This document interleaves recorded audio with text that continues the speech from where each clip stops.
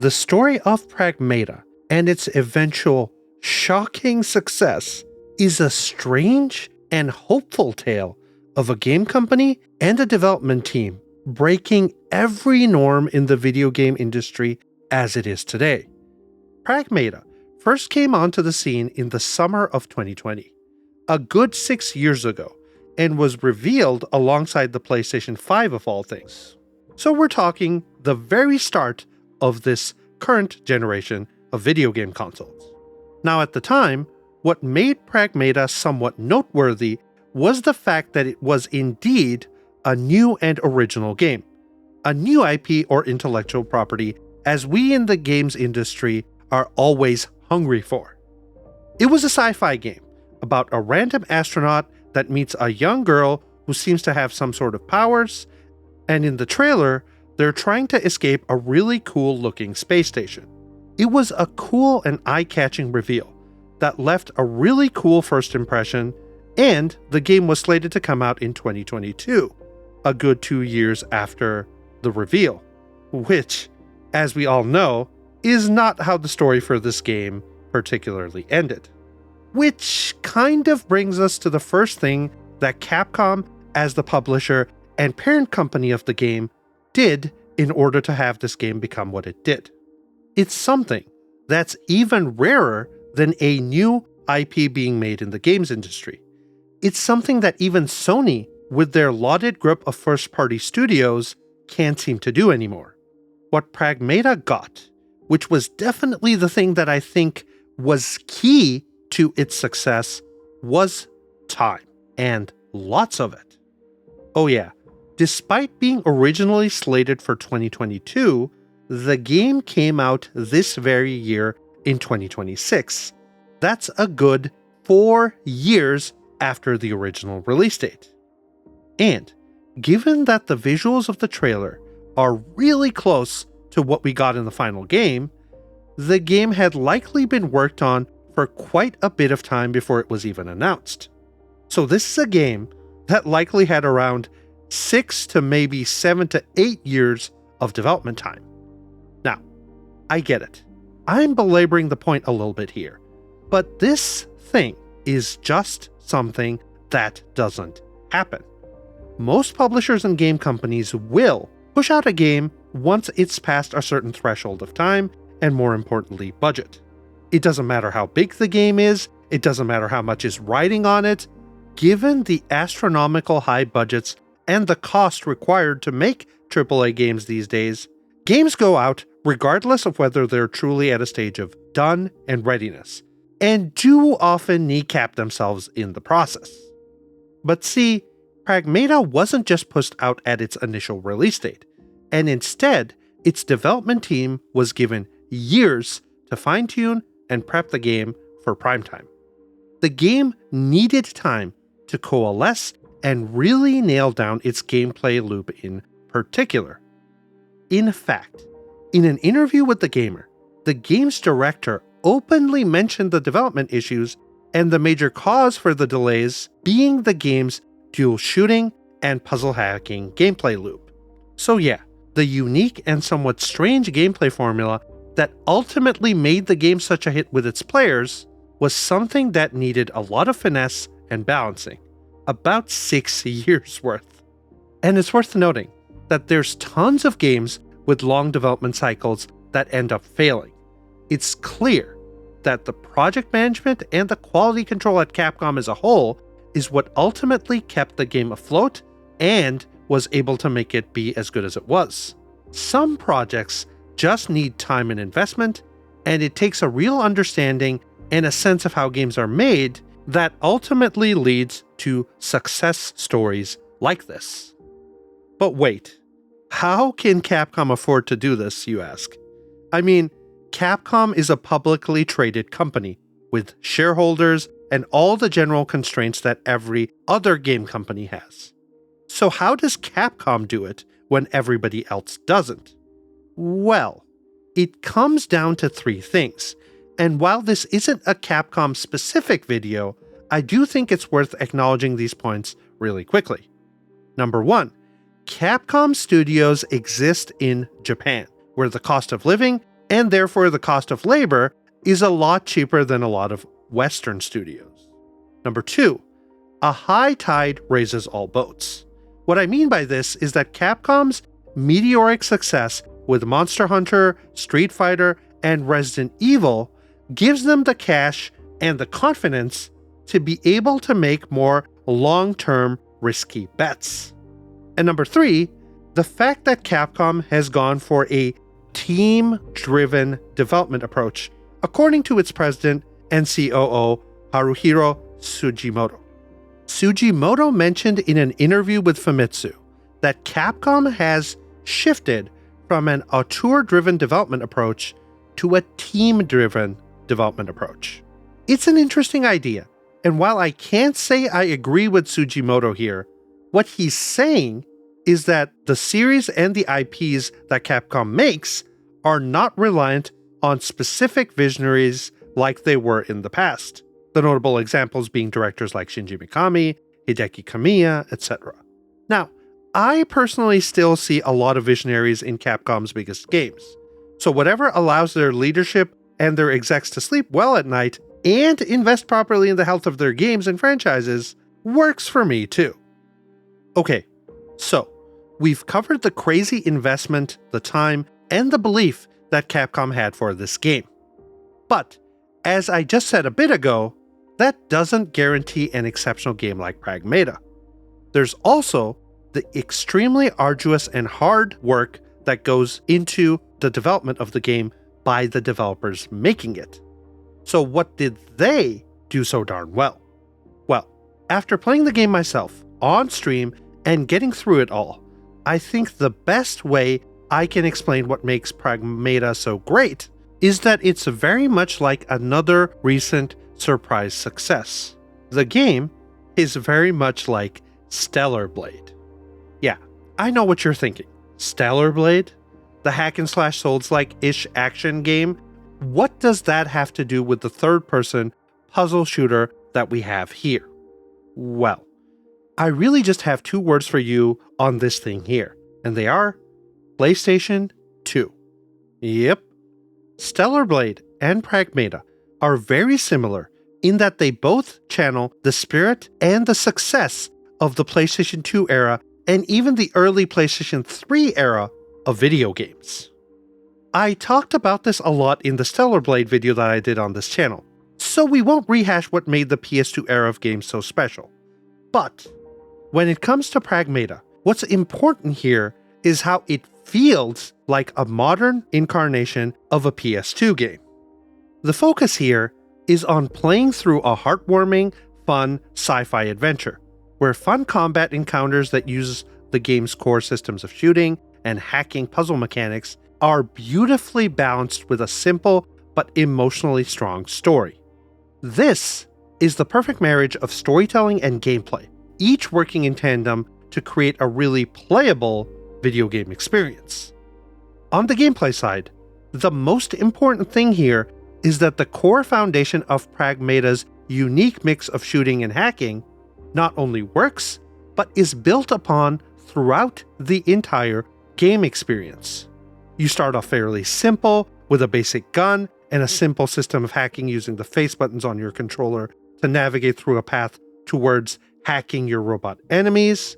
But where the game shines is in how it takes that simple mix and adds layers upon layers, with new weapons to shoot, enemies with different weaknesses, and of course, tons of different nodes in your hacking menu to lead to different effects and outcomes.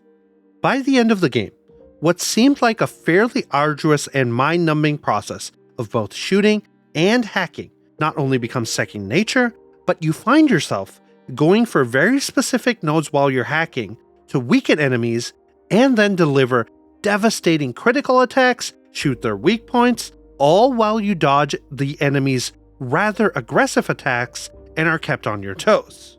But beyond that impressive core gameplay loop is a ton of additional stuff that you just don't see in games these days.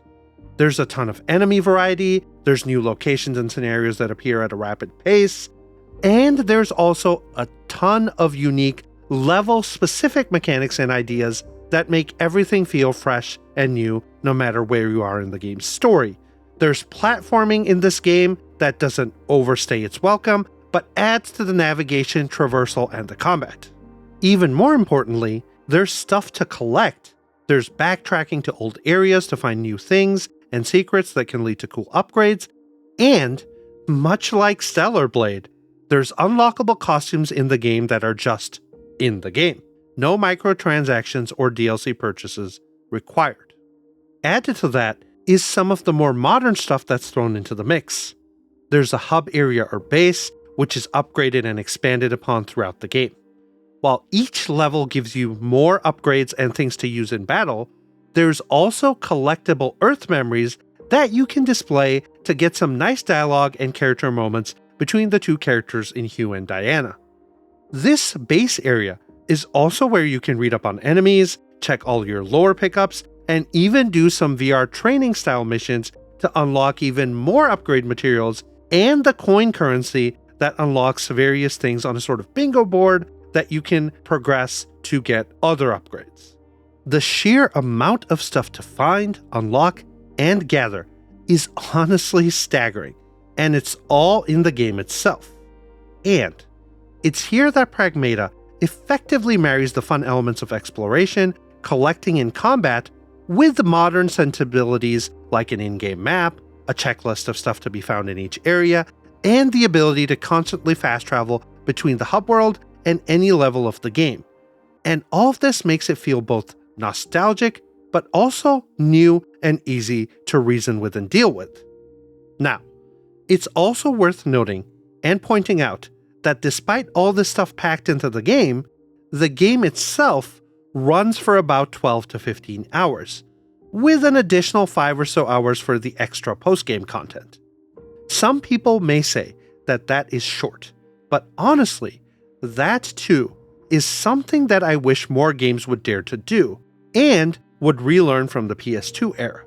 Better to be slightly shorter and more focused, and deliver an amazing experience, rather than to overstay your welcome and end up boring your player base.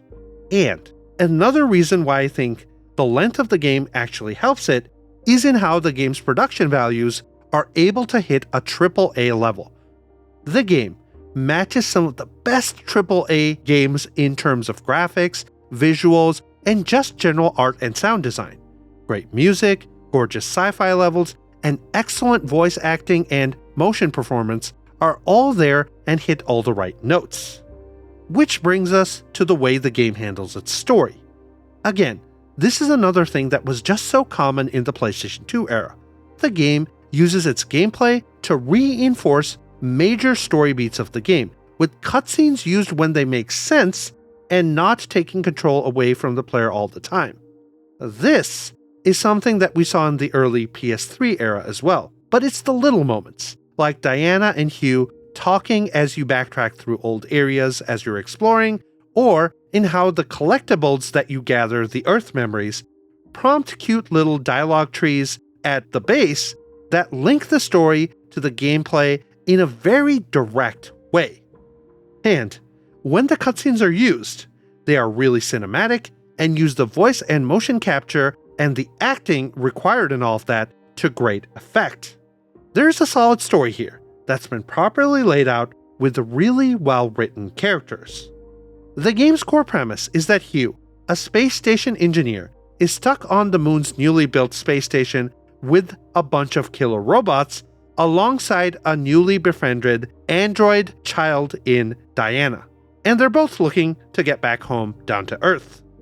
And while the plot itself is nothing to write home about, the character interplay between the core duo is exceptional. It takes some of the storytelling techniques that we've had in more modern games, the stellar performances in terms of motion capture and voice acting, and it layers that into a heartwarming tale that very much touches upon the themes of fatherhood and family.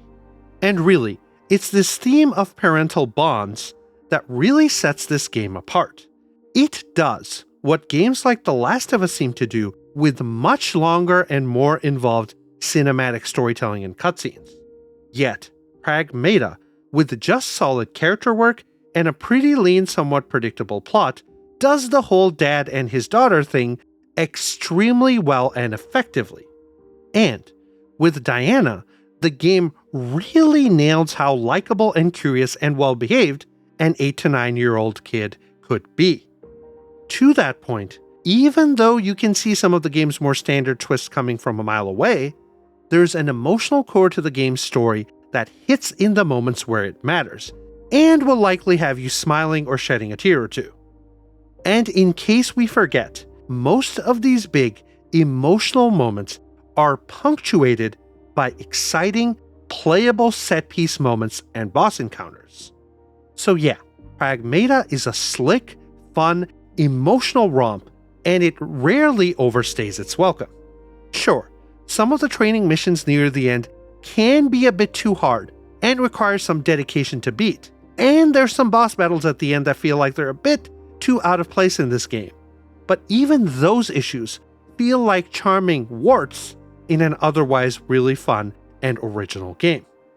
Again, at the risk of sounding like a broken record, that's a very PS2 era thing. Some jank here and there almost adds to the charm and the nostalgia that harkens back to a time when games like Pragmata and Stellar Blade were pretty common. Pragmata has some jank in its final combat encounters and VR missions, where Stellar Blade had its weird platforming sections. And really, much like Stellar Blade, it's in what Pragmata does so well: the unique new gameplay, the story that complements said gameplay, the graphics, and the overall genuine new premise and world that makes this game stand out and succeed in one of the most competitive and crowded eras of the video games industry. It's that unique combination of taking the best elements from arguably the best era of gaming in the PS2 era, and then having the resources and the time to execute it at a AAA level. That's what makes Pragmata succeed so thoroughly. Pragmata sold over 1 million copies in its first 2 days, and then went on to top 2 million in a little over 2 weeks. And all of this was before the Switch 2 port, which likely took it to 3 million. Pragmata as a new IP is a major success story, with Capcom planning to make the game a franchise and a series moving forward. So yeah, the future is really bright for Pragmata. There's both a ton of unique ideas and systems that the game introduces, and then there's also a ton of story stuff as well that all has the room to be refined and expanded upon. To think that Capcom has been able to successfully mammothize Monster Hunter, Street Fighter, and Resident Evil, and is now doing the same for a truly new property, is just great to see and gives a real sense of hope in a video games industry that feels dire with its endless parade of sequels, remakes, not to mention layoffs and a ton of copycat games. Finally, as always, I'm curious to hear what you thought of Pragmata and its success. Was it all because of Capcom? Was the core game design and story just that darn good? Or was it some other factor like the momentum from Capcom's other games and perhaps a smart release window that contributed to it all? Let me know what you think in the comment section down below, where we tend to have some really fun and insightful discussions on this channel. And also, please leave a like and subscribe if you enjoyed this video and want to see more content like this. Thank you for watching, and I'll hopefully see you in the comment section down below, or at the very least, in the next video.